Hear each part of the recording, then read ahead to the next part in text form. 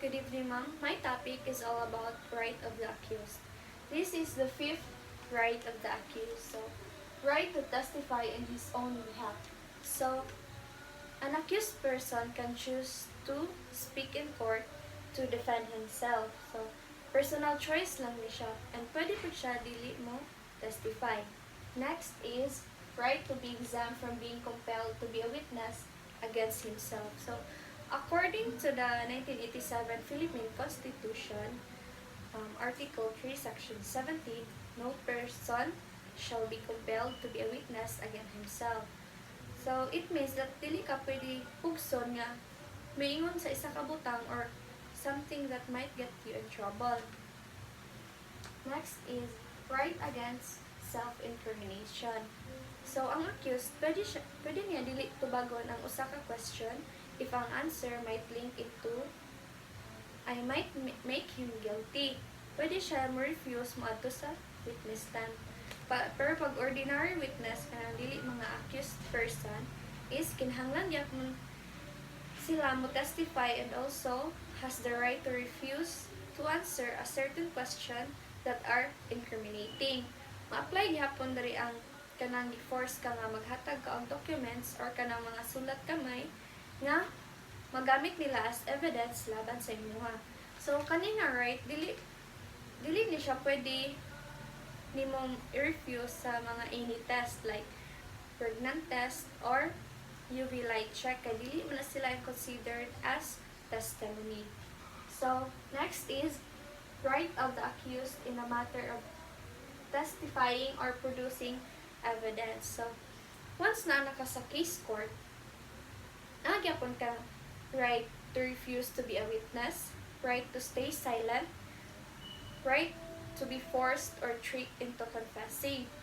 So, if mo testify ka, pwede gihapon ka dili mo tubag sa mga pangutana that could link you to other crimes. Pero kung dili ka mo testify, is dili na dapat nila gamiton laban sa imuha. Either na lang kung ang imong defense is alibay.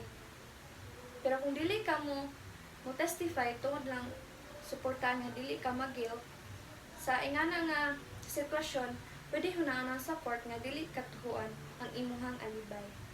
So next is right to confront and cross-examination the witnesses against him at trial. So ang accused, pwede niya i-cross-examine or confront ang witness against him through a concept. So if you filed your career to be a witness for the prosecution, ang defense counsel kakandak na sila permi og kanang cross-examination against you. So ang cross-examination in court is the opposing party's lawyer gina-question ang witnesses who already testified, often to challenge the witnesses' credibility or accuracy of their testimony. So cross-examination also can expose potential biases or motivations that might influence the witness's testimony. So next is right to have compulsory process. So most of the accused during trial can be behind bars. They are detained what we call PDL or person deprived of liberty. So because most accused are deprived of liberty and therefore dili sila kagawas in order to procure evidence for their defense. So the accused can ask the court to issue a compulsory process, to issue an order which calls subpoena duces tecum and testificandum. So, ang subpoena duces tecum is mo na siya ang order of the court requiring a person nga mag-produce of documents. Ang subpoena testificandum if ang accused would like to procure a witness for his defense. So, next is right to have speedy, impartial, and public trial.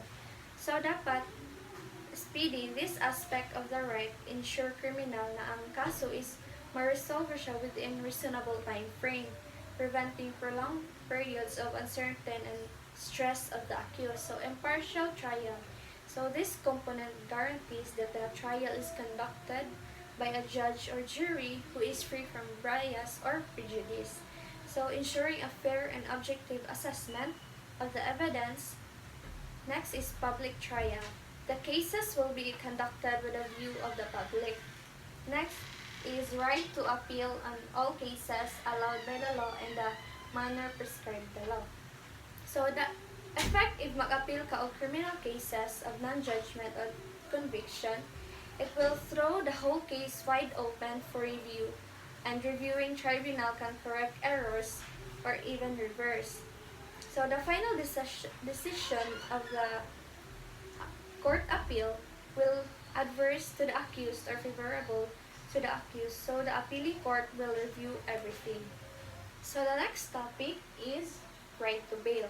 So what is right to bail? It is the money or advance paid to release a person from jail while waiting for trial. So it is a security nga gihatag temporary release sa mga tao nga arrested but whose guilt has not yet been proven in court beyond reasonable doubt. So ang bail, wala ni siya gihatag to prevent the accused from committing additional crime. So ang purpose ani is guarantee para ma-appear siya jury or appearance before any court as required under the condition hereafter. So as a rule, before ang conviction, he has the right to bail unless if ang charge sa iya is capital offense or offense punishable by reclusion perpetua or life imprisonment and the evidence of guilt is strong. So, the grant or the denial of bail to a person charged with an offense punishable at least reclusion perpetua or life imprisonment is made dependent on whether the evidence of guilt is not strong or weak iyahang evidence of guilt. So, diri mabutang ang bail becomes discretionary. So, there are 4 forms of bail: corporate surety, property bond, cash deposit, and recognizance. So, corporate surety. Ang accused, pwede siya mag-apply sa bond or insurance companies na accredited sa court kung asa kanang maminusan ang ihang penalty or bailable amount compared sa court. So, for example, ang imuhang bailable amount is 10,000. So, ang insurance, sa pag-abot sa insurance or bond companies is mahimo na lang siyang 2,000. So, next is property bond. If ang accused walay sapat nga kwarta nga pwede na gamiton, dire ta sa kanang property or mga ari-arian para ipiyansa niya sa korte. So, next is cash deposit. So, dire is kwarta ang kinahanglan nimo para makapiyansa ka. So, nakadepende ang bail amount sa imong kaso or krimen nga imong nabuhat. So, the last is recognizance. So, ginag-govern siya sa RA 10389 where the recognizance is applicable siya sa mga probary or katong mga walay saktong kwarta para makapiyansa. So, ang requirements lang aning sa recognizance is certificate of indigency approved by mayor sa inyong lugar. So, the reputable member of the society like mayor, congressman, and governor, sila gahatag og assurance sa court nga temporary nga palayaon ang tao sa ngalan sa recognizance, and also they give assurance nga dili siya mulayas or mutakas sa ilang lugar, and give assurance nga mo-attend siya sa hearing sa court. And that's all. Thank you.